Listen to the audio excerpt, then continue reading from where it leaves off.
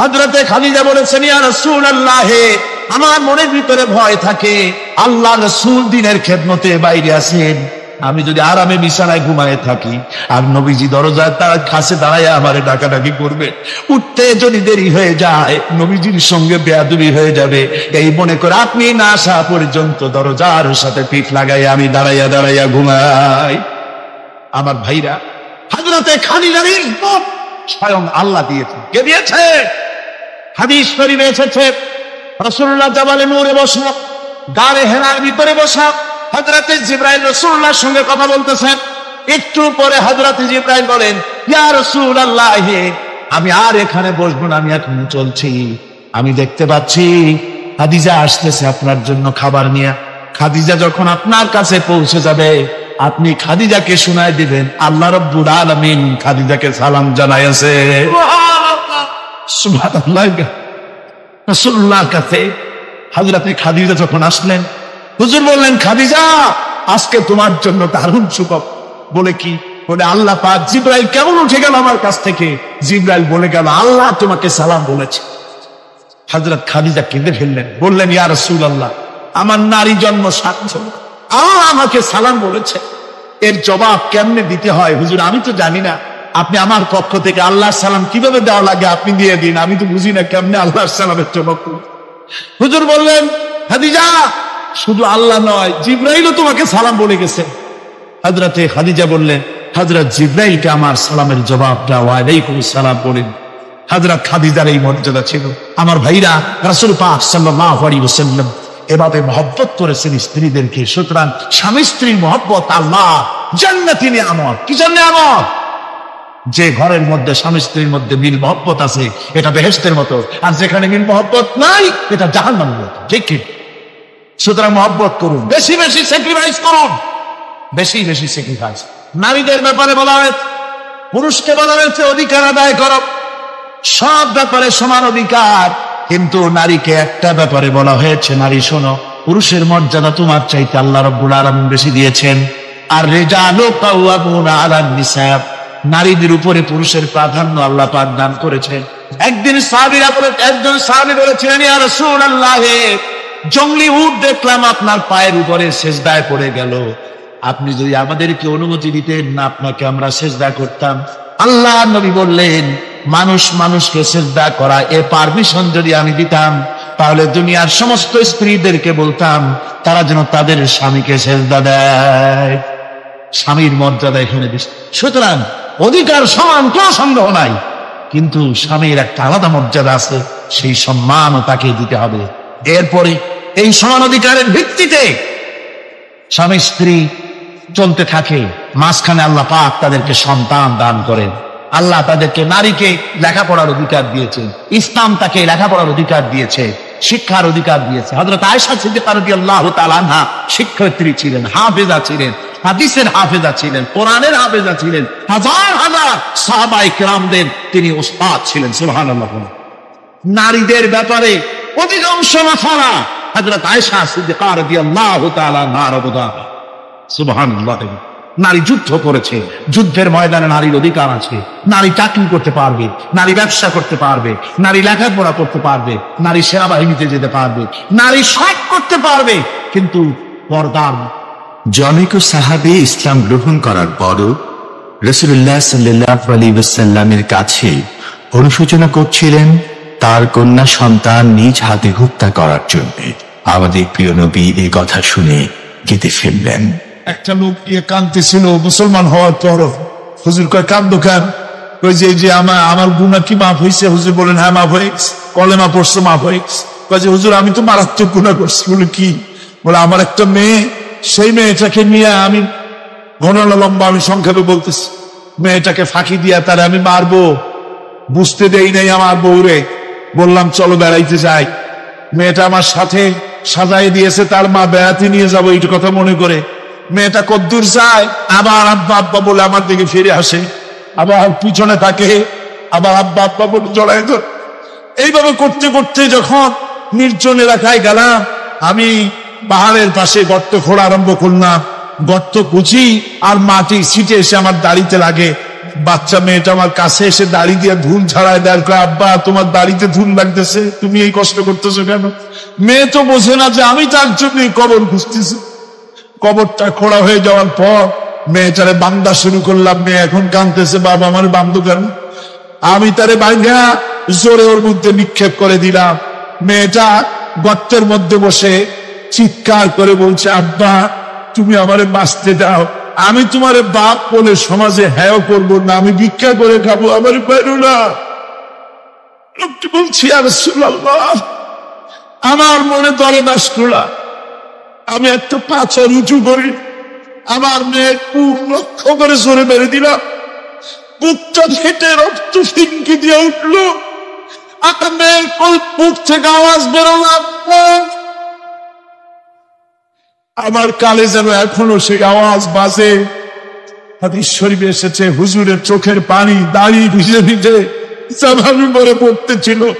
হুজুর বললেন, আহারে মানুষও পারে এইরকম কাম করতে। পৃথিবীতে নারীর যখন কোনো সম্মান ছিল না, মর্যাদা ছিল না, সেই সময় আমার রাসূল, আমার বিশ্বনবী নারীদেরকে সম্মানের হাত ধরে গর্তের ভিতর থেকে উঠাইয়া রানীর সিংহাসনে বসায় দিবে। সুবহানাল্লাহ, মায়ের মর্যাদা দিয়ে দিবে। সুবহানাল্লাহ, নারীরা আমাদের মায়ের জাত, নারীরা আমার কিয়ের জাত? মায়ের জাত। আমার মা বোনেরা, তোমাদের সম্মান কত তোমরা জানো না। আমরা পুরুষ, আমাদের পায়ের তলে জুতা, আর তোমরা আমাদের মায়ের জাত, তোমরা নারী, তোমাদের পায়ের তলে আল্লাহর জান্নাত, আল্লাহর ব্যস্ততা তোমাদের পায়ের তলে। এই সম্মান আল্লাহ তোমাদের দিয়েছে, নবী দিয়েছে। সুবহানাল্লাহ কর ভাইরা আমার, অধিকার ইসলাম দিয়েছে। বিবাহ যখন হয়, এই বিবাহের সময় এজেন্ট আনতে হয়। আর বিবাহ হচ্ছে বিবাহ বৈঠক, এজেন্ট আনার জন্য ওই যে কি জানি কয় ম্যারেজ রেজিস্ট্রার বা মূল বিষয়, কার অনুমতি আগে না? বলেন কারণ? তাহলে অধিকার ইসলাম পুরুষে দিল না মেয়ে লোকের দিল? মেয়ে লোকের কাছে যাও, মেয়েটাকে জিজ্ঞেস করো সেই বিবাহে রাজি আছে কিনা। সুবহানাল্লাহ পড়ে, এই বিবাহে রাজি আছে কিনা জিজ্ঞেস করো, তার অধিকারই বেশি। এরপরে এই বিবাহে করার ব্যাপারে কত বৈষম্য। আজ বিবাহ করতে গেলে যৌতুকের প্রথা এসেছে। রাসূলুল্লাহ যৌতুক দিয়েছিলেন, ওটা যৌতুক না, ওটা উপহার, ওটা হাদিয়া। রাসূলুল্লাহ তোহফা দিয়েছিলেন হুজুরের জামাই। সুবহানাল্লাহ, কি জামাই! এক জামাই তো জিন্নুর আইন, যাকে ফেরেশতারা পর্যন্ত লজ্জা করত যারে দেখে, হযরত উসমান রাদিয়াল্লাহু তাআলা আনহু। আরেকজন হযরত আলী কাররামাল্লাহু ওয়াজহাহু। হযরত আলী, যার সম্পর্কে রাসূল পাক সাল্লাল্লাহু আলাইহি ওয়াসাল্লাম যাকে কত সম্মান দিয়েছেন, কত মর্যাদা দিয়েছেন, এই হলো হযরত আলী হুজুরের জামাই। আনা মদিনাতুল ইলম ওয়া আলিউম বাবুহা, আমি হলাম জ্ঞানের রাজ্য, আর আলী হলো সেই রাজ্যে প্রবেশের দরজা। সুবহানাল্লাহ ভাইরা, এই হলো জামাই। আর মেয়ে ফাতিমাতুল জান্নাত বিনতে রাসূল, বেহেশতের সমস্ত রমণীদের সরদারিনী মা ফাতিমাতুজ জাহরা রাদিয়াল্লাহু তাআলা আনহা। কি উপহার দিলেন বিয়েতে রাসূল! এই মেয়ে আর এই জামাই। উপহার হলো খেজুরের ছোবড়ার একটা তোষক, পানি উঠাবার জন্য একটা মশক, আর আটা পেশা একটা জাত। এই হলো নবীর মেয়ে আর জামাইয়ের জন্য। রাসূলুল্লাহ সাল্লাল্লাহু আলাইহি ওয়াসাল্লামের স্ত্রী মা উম্মে হাবিবা আমাদের প্রিয় নবীর সম্মানের প্রতি ছিলেন খুবই যত্নশীল। তার পিতা তখন ইসলাম গ্রহণ করেননি। এমন অবস্থায় পিতার ঘরে প্রবেশ করলেন রাসূলুল্লাহ সাল্লাল্লাহু আলাইহি ওয়াসাল্লামের স্ত্রী তার পিতার সাথে যে আচরণ করেছিলেন, এখন আমরা শুনব সে কাহিনী। আবার স্ত্রীরা রাসূলের প্রতি কি ভালোবাসা দেখেছেন। হযরত উম্মে হাবিবা রাদিয়াল্লাহু তাআলা আনহা, আমাদের মা আবু সুফিয়ান রাদিয়াল্লাহু তাআলা আনহু, তার মেয়ে। তার কাছে আবু সুফিয়ান তখনও কাফের, সেই কুফরি হালতে মেয়ের ঘরে গিয়েছেন। যাওয়ার পরে হযরত উম্মে হাবিবা বাপ যখন বসতে গিয়েছেন, তখন উম্মে হাবিবা বলছেন যে আব্বা একটু দাঁড়ান। এই অবস্থায় দাঁড়াতে বলে বিছানাটা উল্টায়া দিয়া তারপর বললেন যে বসে। বাপ মনে খুব দুঃখ পেলেন। আবু সুফিয়ান বললেন, মা উম্মে হাবিবা, আমি তোমার পিতা, ভালো একটা বিছানা থাকলে তাই বিছায় দেওয়া উচিত ছিল, আর তুমি বিছানাটা উঠাইয়া তারপরে আমার খালি জায়গায় বসতে বললা, আমি তোমার ব্যবহারে আহত হলাম। হযরত উম্মে হাবিবা বলেন, আব্বা জান, নিশ্চয়ই আপনি আমার আব্বা, শ্রদ্ধেয় পিতা, কোনো সন্দেহ এতে নাই, কিন্তু আপনি একজন কাফের। আল্লাহ রাসূল যে বিছানায় বসে, সেই বিছানা আমি একটা কাফেরকে বসতে দিতে পারি না। আমরা যখন মরে যাব, আমাদের হাড্ডি গুড্ডি যখন মাটির সাথে একেবারে মিশে যাবে, তখন কি আমরা নতুন ভাবে আবার আমরা পুনরুত্থিত হব? আমাদের কি আবার চিন্তা করা হবে? আল্লাহ রাব্বুল আলামিন বলেন, কুল কুনু হিজারাতান আও হাদিদা। ও নবী, শুনিয়ে দেন, তোমরা যদি মরে গিয়া মাটির সাথে মিশে গিয়া যদি পাথরও হয়ে যাও, আর যদি তোমরা লোহাও হয়ে যাও, তারপরেও আল্লাহ রব্বুল আলামিন তোমাদেরকে জিন্দা করবেন, আবার তোমাদের উঠাবেন। ওরা বলে যে, আচ্ছা বুঝলাম, কে উঠাবে আমাদের, কেমনে উঠাবে? আল্লাহ পাক বলেন, ফাসায়াকুলুনা মান ইউরিদুনা। ওরা বলে, আমাদেরকে কে উঠাবে, আমাদেরকে কে জিন্দা করবে? আল্লাহ পাক জবাবে বলেন, কুলিল্লাযী ফাতারাকুম আউওয়ালা মাররা। যিনি তোমাদেরকে প্রথম সৃষ্টি করেছেন, তিনি আবার তোমাদেরকে জিন্দা করবেন। আল্লাহ পাক সুন্দর করে বুঝাচ্ছেন। এই সব কথা শোনার পরে ফাসায়ুনগিদুনা ইলাইকা রুউসাহুম ওয়া ইয়াকুলুনা মাতা হুয়া। এসব কথা শোনার পরে আল্লাহ বলেন, ওই কাফেরেরা মাথা ঝুলায় ঝুলায় বলে, আচ্ছা তা বুঝলাম। আল্লাহ বলেন, ওরা মাথা ঝুলায় আর বলে, আচ্ছা বুঝলাম, তবে কিয়ামত, কবে সেই কিয়ামত অনুষ্ঠিত হবে? আল্লাহ বলেন, নবী শোনায় দাও, কুল আসা আন ইয়াকুনা করিবা। বেশি দেরি নাই, হতে পারে খুবই তাড়াতাড়ি। কি বলা যায়, সে সময়টা অতি নিকটবর্তী হয়ে যেতে পারে, খুবই নিকটবর্তী সে সময়, সেটা বেশি দেরি হওয়ার কথা নয়। আল্লাহ পাক এবার মানুষকে যুক্তি দিয়ে বোঝাচ্ছেন। কোরআনে কারীম মানতে মানুষ অস্বীকার করলে আল্লাহ ডান্ডার ব্যবস্থা করেন নাই। নবীজিকে বলেছেন, ইন্নামা আনতা মুযাক্কিরুন লাস্তা আলাইহিম বিমুসাইতির। ও নবী, আপনি একজন উপদেশক, উপদেশ দিয়ে যান। আপনাকে দারোগা করে বানাই নাই লাঠি চার্জ করার জন্য, পিটায় মানুষ হেদায়েত করার দরকার। মানুষকে বুঝান, যুক্তি দিয়া বুঝান। আল্লাহ নিজে যুক্তি দিচ্ছেন, আনতুম আশাদ্দু খালকান আমিস সামাউ বানাহা। ওই কাফেরেরা, তোমরা যারা পরকালকে অস্বীকার করো, তোমাদেরকে উঠাইতে পারবো না যারা তোমরা বলছো, তোমাদেরকে সৃষ্টি করা কঠিন না ওই বিশাল আকাশটাকে সৃষ্টি করা কঠিন? ওই বিশাল আকাশটাই তো আমি আল্লাহ সৃষ্টি করেছি, জোরে কোন সুবহানাল্লাহ। তো অত বড় আকাশটারে যিনি বানাইতে পারলেন, সে কথা বুঝি তোমাকে তৈরি করতে পারবে না?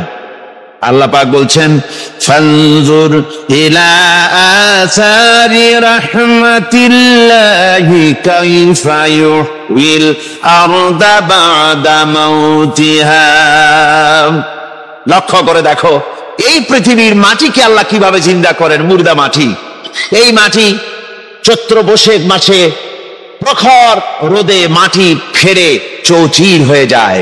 এই ফেটে যাওয়া চৌচির মাটিতে আল্লাহ পাক বৃষ্টির পানি দিয়ে এই মাটিকে, এই মৃত্যু মাটিকে আল্লাহ পাক যেভাবে জিন্দা করেন, ইন্না যালিকা লামুহিল মাউতা ওয়া হুয়া আলা কুল্লি শাইইন কাদির। সে আল্লাহ পাক তোমরা মরলে পরে আবার এভাবে জিন্দা করতে পারবেন, জোরে কোন সুবহানাল্লাহ। আমার ভাইয়েরা, আল্লাহ পাকের পরে বলেন, দেখো মৃত্যু জমিনকে কেমনে জিন্দা করি।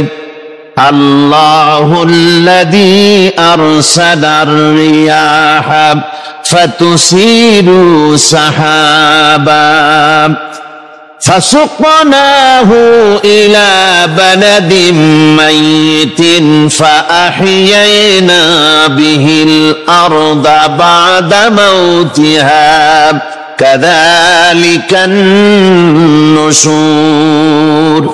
আমি আল্লাহ রাব্বুল আলামিন ওই সমুদ্রের নোনা পানিগুলোকে, সমুদ্রের লবণাক্ত পানিগুলিকে বাষ্পীয় আকারে উত্থিত করে মেঘমালায় পরিণত করি, আর এরপরে বাতাসকে হুকুম করি, বাতাস এই মেঘটারে টেনে নিয়ে যাও অমুক জায়গায়। মেঘ চলে এলো। আল্লাহ রাব্বুল আলামিন বলেন, মেঘ এবার বিন্দু বিন্দু করে বৃষ্টি বর্ষণ করে দে। আমার হুকুমে ওই পানিগুলি বৃষ্টি হয়ে বিন্দু বিন্দু হয়ে জমিনে পতিত হয়। আল্লাহ বলেন, এভাবে করে বৃষ্টির পানি দিয়া মরা জমিনকে জিন্দা করে দিয়া নববধূ গর্ভধারণের যেমন প্রস্তুতি নেয়, বৃষ্টির পানি পায়া মরা জমিন তেমন ফসল ধারণের জন্য প্রস্তুতি নিয়ে নেয়। সুবহানাল্লাহ বিহামদিহি। এইটা যেভাবে আমি করি, কাযালিকান নুশুর, এইভাবে করে তোমাদের কি কিয়ামতের দিন আমি জিন্দা করতে পারবো? কেমনে অস্বীকার করো? কাইফা তাকফুরুনা বিল্লাহি ওয়া কুনতুম আমওয়াতান ফাহইয়াকুম সুম্মা ইউমীতুকুম সুম্মা ইলাইহি তুরজাউন। কি করে তুমি আমি আল্লাহকে অস্বীকার করো? কুনতুম আমওয়াতান, তুমি ছিলে নিষ্প্রাণ, ফাহইয়াকুম, এরপরে আমি তোমাকে জিন্দা করলাম, সুম্মা ইউমীতুকুম, এরপরে তোমাকে আমি মৃত্যু করব, সুম্মা ইউহয়ীকুম, এরপরে তোমাদেরকে আবার আমি জিন্দা করব, সুম্মা ইলাইহি তুরজাউন, এরপরে তোমাদের সকলকেই আমার কাছে ফিরে আসতে হবে। দেখেন না, আমরা যখন মানুষকে কবরে রাখি, কবরে রাখা তারপরে উপরে মাটি দিয়ে কি বলেন আপনারা? মিনহা খালাকনাকুম, পড়েন মিনহা খালাকনাকুম ওয়া ফিহা নুঈদুকুম ওয়া মিনহা নুখরিজুকুম তারাতান উখরা। এ বান্দা, এই মাটি দিয়া তোরে তৈরি করা হয়েছিল, এ মাটির ভিতরে রেখে গেলাম, আবার এই মাটি থেকে আল্লাহ রব্বুল আলামিন তোমারে জিন্দা করবেন। কিয়ামতের ময়দানে সকলকে উঠতে হবে সেখানে আল্লাহর দরবারে। আল্লাহ পাক বলছেন, বান্দা কেমনে অস্বীকার করো? ইন কুনতুম ফি রাইবিম মিনাল বা'স ফাইন্না খালাকনাকুম মিন তুরাব। পরকালকে যারা অস্বীকার করো, কিয়ামতে উঠতে হবে, এটাকে কিভাবে অস্বীকার করো? চিন্তা করে দেখো, তুমি নিষ্প্রাণ মাটি ছিলে, সেই মাটি দিয়েই আমি তোমাকে তৈরি করেছি। আবার আল্লাহ পাক মানুষকে আরো বুঝান, কিয়ামত আছে, পরকাল হবে, আল্লাহর দরবারে উঠতে হবে। আলাম ইয়াকুন নুতফাতাম মিন মানিয়্যিন ইউমনা, তুমি কি মাতৃগর্ভে নিক্ষিপ্ত এক ফোঁটা পানি ছিলে না? সুম্মা কানা আলাকাতান ফাখালাকা ফাসাওয়া, এরপরে তোমাকে মাংসপিণ্ডে, জমাট রক্তে মাংসপিণ্ডে পরিণত করা হলো, এরপরে তোমাকে সুন্দর করে তোমাকে সুগঠিত করা হলো। ফাজআলা মিনহু যাওজাইনির যাকারা ওয়াল উনসা, এরপরে মাতৃগর্ভের ভিতরে আমি এটাকে পুরুষ বানালাম, কন্যা সন্তান অথবা পুত্র সন্তানে পরিণত করলাম। এইটা যে পেরেছে, যিনি পেরেছেন, আলাইসা যালিকা বিকাদিরিন আলা আইয়ুহিয়াল মাউতা, সে আল্লাহর পক্ষে কি সম্ভব নয় যে তোমার মৃত্যুর উপরে তিনি আবার জিন্দা করতে পারবেন? কি বলেন সম্ভব না? তিনি পারবেন না? নিশ্চয়ই তিনি আবার কিয়ামতের মাঠে আমাদেরকে হাজির করতে পারবেন, এতে কোনো সন্দেহ নাই। আল্লাহ পাক সেই জন্য এখানে বলতেছেন যে ওরা বাল কাযযাবু বিসাম, ওরা আসলেই পরকালকে অস্বীকার করেছে। আপনি যে নবী, এতে কোনো সন্দেহ নাই। আপনি খানা খান, আপনি বাজারে যান, এটাই মূল আপত্তির বিষয় না। মূল কথা হলো তারা পরকালকে অস্বীকার করেছে। আল্লাহ পাক বলেন, وَأَنَّ السَّاعَةَ آتِيَةٌ لَا رَيْبَ فِيهَا, অবশ্যই সে সময় আসবে, সে কিয়ামত আসবেই, এতে কোনো সন্দেহ নাই। وَأَنَّ اللَّهَ يَبْعَثُ مَن فِي الْقُبُورِ, আর আল্লাহ পাক তিনি কবরের মধ্যে অন্তরিত যা কিছু আছে সবাইকে কিয়ামতের দিন আল্লাহ পাক ময়দানে উঠাবেন, কিয়ামতে আল্লাহর দরবারে সকলকে হাজির হতে হবে। আমার বন্ধুগণ, আল্লাহ পাক বলেন, ওয়ালাকাদ খালাকনাল ইনসানা মিন সুলালাতিন মিন তিন। লক্ষ্য করো, তুমি ছিলে মাটির নির্যাস থেকে তোমাকে তৈরি করা হয়েছে। শুধু মাটির নির্যাস থেকে তোমাকে কোনো মডেল ছাড়া, কোন ধরনের আদর্শ ছাড়া, কোন ধরনের নমুনা ছাড়া তোমাকে সৃষ্টি করা হলো। সুম্মা জাআলনাহু নুতফাতান ফি কারারিম মাকিন।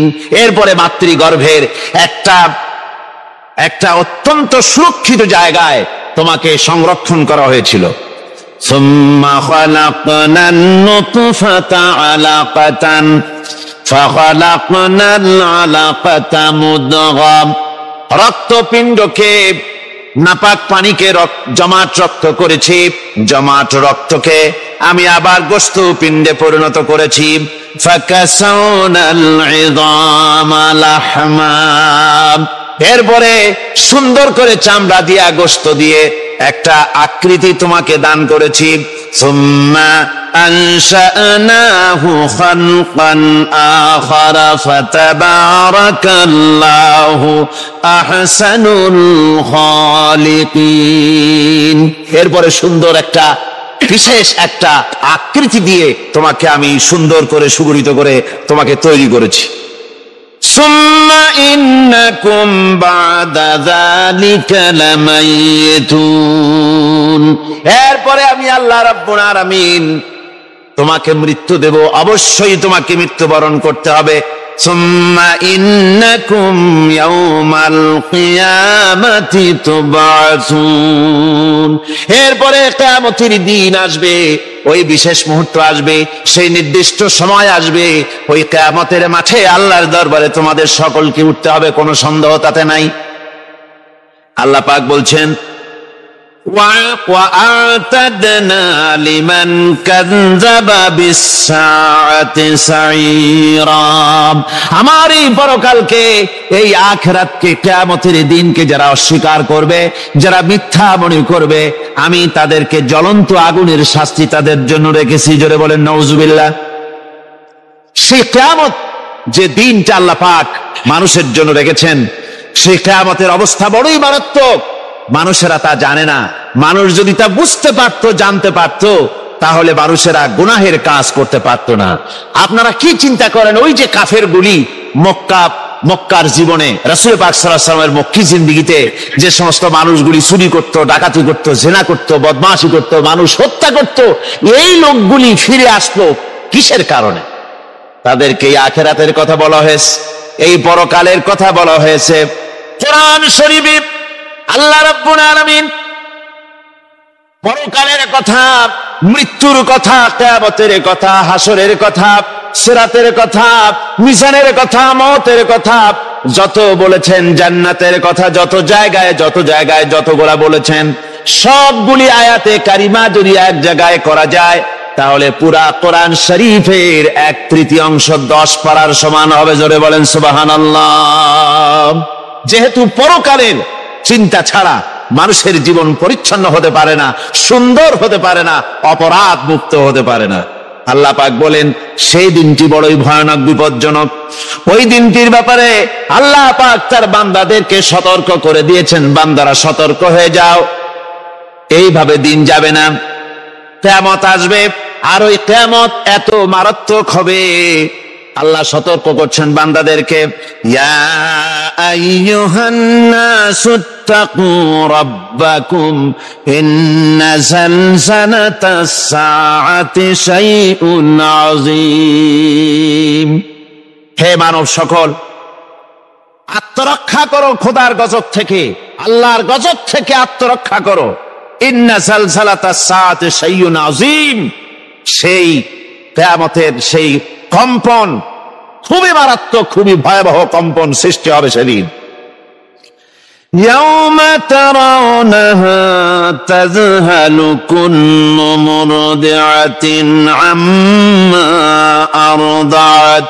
সেদিন দেখতে পাবে স্তন্যদায়িনী মা, যে মা তার সন্তানকে দুধ দেয়, ওই মাও তার দুধের বাচ্চার কথা ভুলে যাবে, মনে থাকবে না।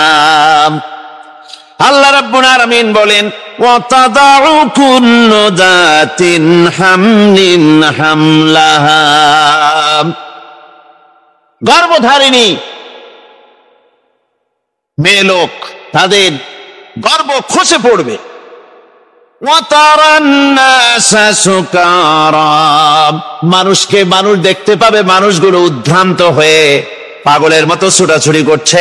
আল্লাহ বলেন, ওয়ামা হুম বিসুকারা, আসলে আর নেশাগ্রস্ত নয়, আসলে পাগল হয় নাই। ছুটছে কেন? কেন? স্তন্যদায়িনী মা দুধের বাচ্চার কথা ভুলে গেছে।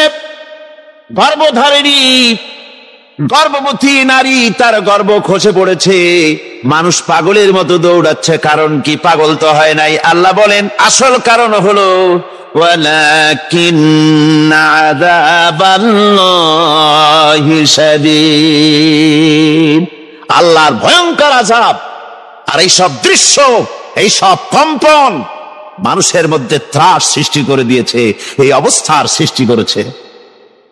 আমার ভাইয়েরা, আল্লাহ পাক বলেন, ওয়ানযিরহুম ইয়াওমাল আজিফাতি ইযিল কুলুবু লাদাল হানাজির কাযিমিন, ও নবী, মানুষদেরকে আপনি সতর্ক করেন, ওই দিনটা এমন হবে, ভয়ের চোটে মানুষের কলিজা তার মুখের কাছে চলে আসবে।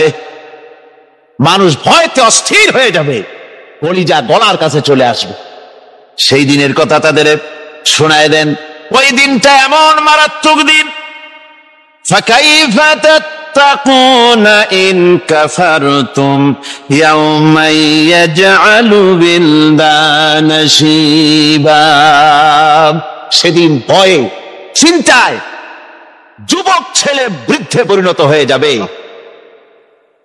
কিশোরগুলি তরুণগুলি বৃদ্ধে পরিণত হয়ে যাবে। আমার বন্ধুগণ, মানুষ সেদিন দিক বিদিক হয়ে দৌড়াতে থাকবে, পালাবো কোথায়? আল্লাহ কোরআন শরীফে সব কথা বলে দিয়েছেন। ইয়াকুলুল ইনসানু আইনাল মাফার, কোথায় ভাগবো, পালাবো কোথায়? অস্থির হয়ে মানুষ দৌড়াতে থাকবে, পালাবো কোথায়, যাব কোথায়? আল্লাহ বলেন, কাল্লা লা ওয়াজারা ইলা রাব্বিকা ইয়াওমাইযিনিল মুস্তাকার, ভাগবার কোন রাস্তা নাই, পালাবার কোন পথ নাই, একমাত্র তোমার রব ছাড়া, আল্লাহর দরবার ছাড়া পালানোর কোন রাস্তা আজার নাই। আমার বন্ধুগণ, এই কঠিন সময়, এই কঠিন দিনে, পরকালের এই দিনে, কিয়ামতের এই মারাত্মক অবস্থায় সকলকে উঠতে হবে। আল্লাহ পাক বলেন, এরপরে কিয়ামত অনুষ্ঠিত হয়ে যাবে। সূরা ফুরকানে আল্লাহ বলছেন, ইযা রাআতুহুম মিন মাকানিন বাঈদিন সামিউ লাহা তাগায়্যুযান ওয়া যাফীরা, যখন তাদেরকে জাহান্নাম দেখতে পাবে, অর্থাৎ জাহান্নামের, যখন তারা জাহান্নামের দিকে অগ্রসর হবে, তখন তারা দূর থেকেই জাহান্নামের ক্রোধ এবং তেজস্বী আওয়াজ শুনতে পাবে। জাহান্নামের আওয়াজ, বিকট আওয়াজ। ওই যে কক্সবাজারে সমুদ্র সৈকতে ভ্রমণ করতে গিয়ে সমুদ্রের তুফানের আওয়াজ শুনছেন না? কথা বলেন না কেন? সমুদ্রের তুফানের আওয়াজ শুনেছেন তো? এইটা কি? এটা কিছুই না, একে মারাত্মক আওয়াজ, তেজস্বী ক্রোধের আওয়াজ কানের মধ্যে আসতে থাকবে জাহান্নামীদের। আল্লাহ রাব্বুল আলামিন বলেন, ওয়াইদা উলকু মিনহা মাকানান দায়িকাম মুকাররানিনা দাউ হুনালিকা সুবুরা, যখন তাদেরকে হাত পা বেঁধে এই জাহান্নামের কোন সংকীর্ণ জায়গায় ফেলে দেওয়া হবে, তখন দাও হুনালিকা সুবুরা, তারা তখন নিজেদের ধ্বংস এবং মৃত্যু কামনা করবে। আল্লাহ বলেন লা তাদউল ইয়াওমা সুবুরান ওয়াহিদান ওয়াদউ সুবুরান কাসীরা। আজকে এক মৃত্যু দেখো না, অসংখ্য মউত ডাকো। আজকে মউত তোমাদের আসবে না, অসংখ্যবার ডাকলেও মউত তোমাদের আসবে না। এই যে জাহান্নাম, যে জাহান্নামের দিকে তাদের নিয়ে যাওয়া হবে, আল্লাহকে অস্বীকার করলে, নবীকে অস্বীকার করলে, ইসলামকে অস্বীকার করলে, আল্লাহর নবীর নবুয়তকে অস্বীকার করলে তাদের জায়গা হবে জাহান্নাম। আর সে জাহান্নাম এত মারাত্মক, এত কঠিন জায়গা, যে জায়গা সম্পর্কে আল্লাহ পাক বলছেন ইন্নাহু মান ইয়াতি রাব্বাহু মুজরিমান ফাইন্না লাহু জাহান্নামা লা ইয়ামুতু ফিহা ওয়া লা ইয়াহইয়া। অপরাধী হয়ে যে লোক আল্লাহর দরবারে উপস্থিত হবে তার জন্য জাহান্নাম হবে, জাহান্নামে আল্লাহ দিবেন। আর ওই জাহান্নামে যখন লোকটা পড়ে যাবে, জাহান্নামের অবস্থা এমন হবে লা ইয়ামুতু ফিহা ওয়া লা ইয়াহইয়া, সে বাঁচবেও না মরবেও না, জীবন মৃত্যু একটা অবস্থা সৃষ্টি হবে।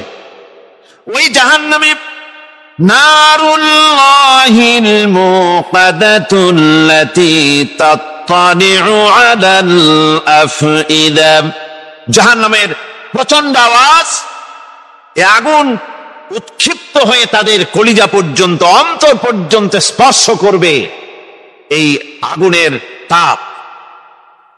আর এদের পাহারায় রাখা হবে ইন্নাহা আলাইহিম মুসাদাতুন ফি আমাদিম মুমাদ্দাদা, জাহান্নামীদের পাহারায় রাখা হবে নির্মম, কঠোর ব্যবহার, কর্কশ আওয়াজ, কর্কশ ভাষী এ ধরনের ফেরেশতাদেরকে রাখা হবে তাদের পাহারায়, তারা নিয়োজিত থাকবে। আল্লাহ রাব্বুল আলামিন বলেন, ও দুনিয়ার মানুষ, ইয়া আইয়ুহাল্লাযীনা আমানু কু আনফুসাকুম ওয়া আহলিকুম নারা। ও ঈমানদারেরা, আল্লাহর তো দয়া বেশি বান্দার জন্য। বান্দার উপরে দয়া কার সবচেয়ে বেশি? সবচেয়ে বেশি দয়া হলো বান্দার উপরে আল্লাহর। আল্লাহ চান না যে সে জাহান্নামে যাক, কঠিন জায়গা জাহান্নাম। আল্লাহ বলেন, ও মুমিনেরা, তুমি নিজে আর তোমার পরিবারবর্গকে জাহান্নামের আগুন থেকে রক্ষা করো, আগুন থেকে রক্ষা করো, জাহান্নামের রাস্তা থেকে তাদের ফিরাও। ওই জাহান্নাম, যেই জাহান্নামের ইন্ধন হবে মানুষ আর পাথর, ফিরাও জাহান্নাম থেকে মানুষকে, তোমার সন্তানদেরকে ফিরাও। আজকে যে সব সন্তানের আল্লাহ বলেন তুমি নিজে বাঁচো, আহলো আয়ালকে বাঁচাও। যে সব সন্তান তোমার নামাজ নাই, রোজা নাই, আল্লাহ পরকালের চিন্তা নাই, যারা ইসলামকে বিশ্বাস করে না, যারা মনে করে কোরআন হচ্ছে বেহেশত দোজখের কথা শুধু, ওতে কোন মানুষের অর্থনীতি, সমাজনীতি, রাজনীতির ব্যাপার নাই, মানুষের জীবনের দরকারি জিনিসগুলি সেখানে নাই। সুতরাং আমরা যদি দুনিয়ায় সুখ সমৃদ্ধি পেতে চাই, তাহলে আমাদেরকে মানুষের তৈরি করা মতবাদ মানতে হবে। এইভাবে ছেলেরা যখন মানুষের তৈরিকার মতবাদের দিকে যখন দৌড়ায়, মা বাপ যদি তাদেরকে না ফিরায়, জাহান্নাম থেকে বাঁচাবার জন্য যদি চেষ্টা না করে, কিয়ামতের দিন ওই সন্তানেরা জাহান্নামে, যখন জাহান্নামের অর্ডার তাদের হয়ে যাবে, তারা বলবে রব্বানা আরিনাল্লাযাইনি আদাল্লানা, হে আমার প্রভু, কে আমাদেরকে গোমরাহ করে দিল, মিনাল জিন্নি ওয়াল ইনসি, জিনের ভিতর থেকে, মানুষের ভিতর থেকে, আমাদের নেতারা, আমাদের মা বাপ, আমাদের মুরব্বী, কারা আমাদেরকে বিভ্রান্ত করলো, তোমার রাস্তা থেকে সরায় দিল, ওরা কই? ওদেরকে নিয়ে আসো। আমাদেরকে এই খারাপ রাস্তা থেকে ফিরায় নাই, জাহান্নামের পথে চলেছি, আমাকে ফিরায় নাই। ও আল্লাহ, আজকে জাহান্নামে যাওয়ার আগে ওই মা বাপ আর মুরব্বী আর নেতাগুলি নিয়ে আসো। নাজআলহুমা তাহতা আকদামিনা লিয়াকুনা মিনাল আসফালিন, নিয়ে আসো ওদেরকে পায়ের তলে রেখে, তারপরে জাহান্নামে যাব। আমার ভাইরা, যে ছেলে আজকে মানুষের তৈরি করা মতবাদের আন্দোলন করছে, সেকুলারিজম করছে, সোশ্যালিজম করছে, ক্যাপিটালিজম করছে, তারপরে ন্যাশনালিজম করছে, হাজারো মতবাদের দিকে আকৃষ্ট হয়েছে আপনার ছেলে, আপনার স্ত্রী, আপনার বোন, আপনার ভাই, আপনি জেনে শুনে তাদেরকে ফিরাচ্ছেন না, আল্লাহ রাস্তায় আনতেছেন না। কিয়ামতের দিন ওরা পালাইতে চাবে এবং ওদের এই অপরাধের কারণে ফিরানোর কারণে সহযোগিতা করার কারণে কিয়ামতের দিন অবস্থা করুণ হয়ে যাবে। এই জন্য আল্লাহ রাব্বুল আলামিন বলছেন, হে বিশ্বাসীরা, আমাকে তোমরা যারা বিশ্বাস করেছো, ঈমান এনেছো, নিজে বাঁচো আর নিজের আহল ও আয়ালকে জাহান্নামের আগুন থেকে বাঁচাও। ওই জাহান্নাম আলাইহা মালাইকাতুন গিলাদুন শিদাদুন লা ইয়াসুনাল্লাহা মা আমারাহুম ওয়া ইয়াফআলুনা মা ইউমারুন। আল্লাহ রাব্বুল আলামিন বলেন, সেখানে অত্যন্ত কর্কশ, রূঢ় এবং নির্মম স্বভাবের এমন সব ফেরেশতা পরিচালক হিসেবে জাহান্নামে দেওয়া হবে, যারা আল্লাহর নির্দেশের বাইরে কোনো কাজ করে না। তারা সেই সব কাজই করে যা আল্লাহ তাদেরকে হুকুম করেন, তাদেরকে অনুরোধ করে, দরখাস্ত করে কোন রকম তাদের কাছ থেকে কোনো কৃপা, কোনো করুণা, কোনো মহব্বত কিছুই পাওয়া যাবে না। অত্যন্ত কর্কশ, রূঢ় মেজাজের ফেরেশতা সেখানে পরিচালক হিসেবে দেওয়া হবে। আর ওই জাহান্নামীদেরকে, যারা জাহান্নামে যাবে কিয়ামতের দিন, ফাল্লাযীনা কাফারু قطعت لهم ثياب من نار, আগুন দিয়ে কেটে তাই দিয়ে পোশাক তৈরি করে দেওয়া হবে, আগুনের পোশাক পরিয়ে দেওয়া হবে। আগুনের পোশাক গায়ে পরিয়ে দেওয়ার পরে কুল্লামা নাদিজাত জুলুদুহুম বাদদালনাহুম জুলুদান গায়রাহা, একবার চামড়া পুড়ে যাবে, জাহান্নামের আগুনে চামড়া পুড়ে গলে যাবে, আবার আল্লাহ রাব্বুল আলামিন নতুন করে চামড়া পরিয়ে দিবেন, যাতে করে শাস্তির তীব্রতা অনুভব করতে পারে। জোরে কর নাউজুবিল্লাহ। আমার ভাইরা, জাহান্নামীরা ক্ষুধার যন্ত্রণায়, তৃষ্ণার যন্ত্রণায় আকাশের দিকে তাকায় থাকবে, উপরের দিকে তাকায় থাকবে, বলবে, আরে যদি একটু বৃষ্টি হতো, মেঘ হতো। হঠাৎ করে দেখবে যে উপরে কালো মেঘ হয়ে গেছে, মনে করবে যে এবার বুঝি বৃষ্টি হবে, পানি পান করব। মেঘ তারা দেখতে পেল, মেঘের ভিতর থেকে অল্পক্ষণের ভিতরে গরম পানি পড়বে, এমন গরম পুঁজ, এমন গরম রক্ত পড়বে, যেগুলি পান করলে পরে সঙ্গে সঙ্গে পেটের নাড়ি, ভুঁড়ি আর কলিজা পিছনের দরজা দিয়ে সব বেরিয়ে যাবে। নাউজুবিল্লাহি মিন যালিক। হে আল্লাহ, এই কঠিন অবস্থা থেকে তুমি আমাদেরকে হেফাজত করো। জোরে বলেন আমিন। সবাই বলেন আমিন। আমার ভাইয়েরা, তামসার ব্যাপার নয়। ও যুবক ভাইয়েরা, শিক্ষিত ভাইয়েরা, তামসা করার ব্যাপার না। দুনিয়ায় খেল তামাশা ফুর্তি করার জায়গা না। जगह जी लगाने के लिए ये दुनिया नहीं है, ये इबरत की जा है, तमाशा नहीं है। দুনিয়া উপদেশ গ্রহণ করার জায়গা, খেল তামাশা করার জায়গা না। এই পৃথিবীতে আল্লাহ রাব্বুল আলামিন বলেন, নাফরমানি করলে পরে জাহান্নামে যাবেই, জাহান্নামে যেতে হবে। ওই জাহান্নামীদেরকে কি খেতে দেওয়া হবে? আল্লাহ পাক বলছেন, শোনো, খেতে দেব কি? তুসকা মিন আইনিন আনিয়া, ফুটন্ত গরম পানি তাদেরকে পান করতে দেওয়া হবে। লাইসা লাহুম তুআমুন ইল্লা মিন দারি, কাঁটা যুক্ত ঘাস তাদেরকে খেতে দেওয়া হবে। লা ইউসমিনু ওয়ালা ইউগনি মিন জু, এই খাবারে তাদের শরীর পরিপুষ্ট হবে না, আর ক্ষুধাও নিবৃত্ত হবে না। আমার বন্ধুগণ, এমন কঠিন জাহান্নামের অবস্থা থেকে মাপ পাওয়ার জন্য ইমানের জোশ আসতে হবে, ইমানদার হতে হবে, আর নাফরমানিকে ছেড়ে দিতে হবে।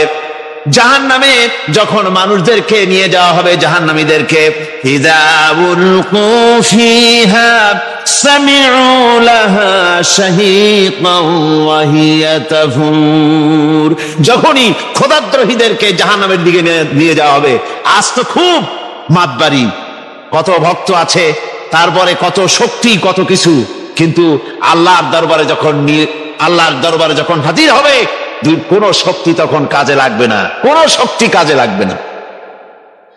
জাহান্নামে যখন তাদেরকে নিয়ে যাওয়া হবে, জাহান্নাম তখন গোসায় ফেটে পড়তে থাকবে, জাহান্নামের ভিতর থেকে গর্জন আসতে থাকবে, তাকাদু তামাইয়াজু মিনাল গায়জ, জাহান্নাম যেন গোসায় ফেটে পড়তে চাইবে।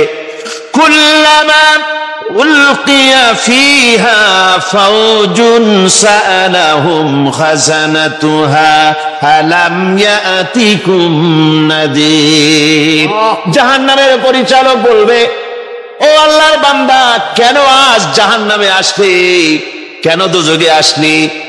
আলাম ইয়াতিকুম নাযীর, তোর কাছে কি কোনো ভীতি প্রদর্শক কেউ যায় নাই? কোন নবীর কথা কি শোনো নাই? কোরআনের কথা কি শোনো নাই? হাদিসের কথা কি শোনো নাই? জাহান্নামে কেন এলি? এত বড় খারাপ জায়গা কেন আসলি? শোনো নাই কি কোনো ভয় দেখানো কেউ কি সব সতর্কবাণী শোনায় নাই? বেঈমানেরা বলবে, قالوا بلى قد جاءنا نذير, হ্যাঁ আমাদের কাছে এসেছিল, আমাদের কাছে ভীতি প্রদর্শনকারী এসেছিল।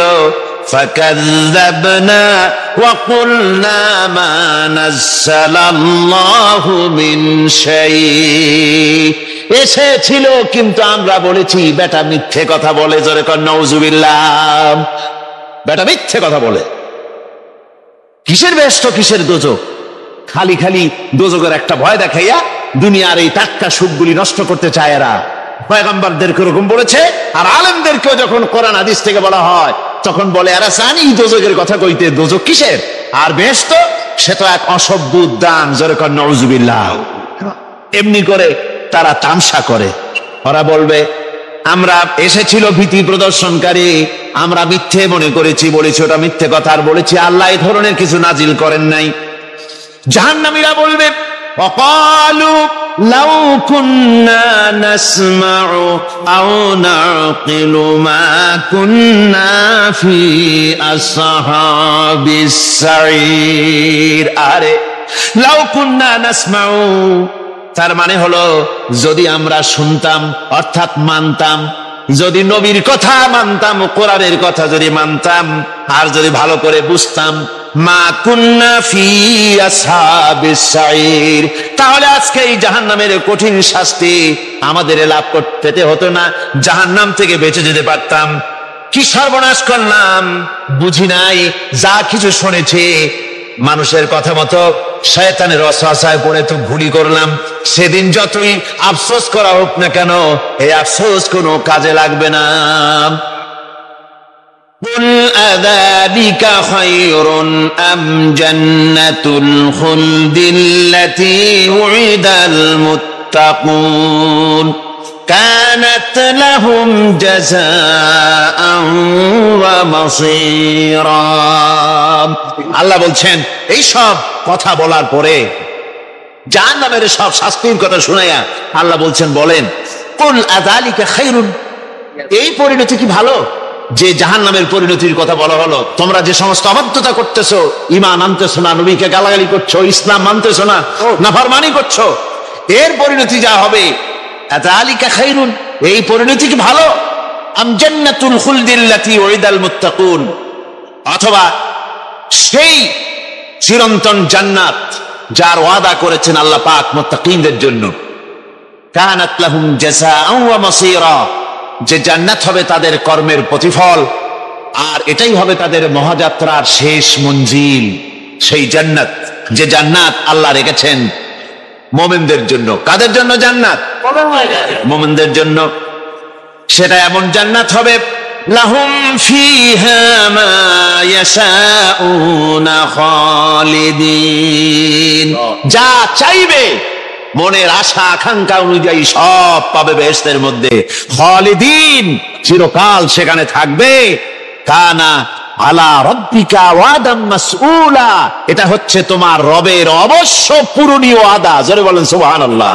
এটা তোমার আল্লাহর ওয়াদা এবং অবশ্যই তিনি তা পূরণ করবেন। তোমরা জান্নাতে থাকবে, সেখানে যা চাইবে তাই পাবে। একজন বলছিল জান্নাতে যাইয়া যা চাইবো তাই যদি পাই তাহলে তো খুব ভালো কথা। কয় যে হুজুর আমার তো হোক্কা খাওয়ার দারুণ অভ্যাস, তা বেহেশতের মধ্যে হোক্কা পাবো? বুজুর্গ ব্যক্তি বলছেন, আল্লাহর বান্দা, বেহেশতে যাইয়া যদি তুমি হোক্কা খাইতে চাও তো আল্লাহ তোমার হোক্কা দিবেন। কিন্তু আল্লাহর কসম করে বলতে পারি, বেহেশতে যাই এমন পচা জিনিস খাওয়ার তোমার ইচ্ছে জাগবে না। এত ভালো জিনিস তুইয়া এই পচা জিনিস খাওয়ার ইচ্ছা তোমার জাগবে না মনের ভিতরে।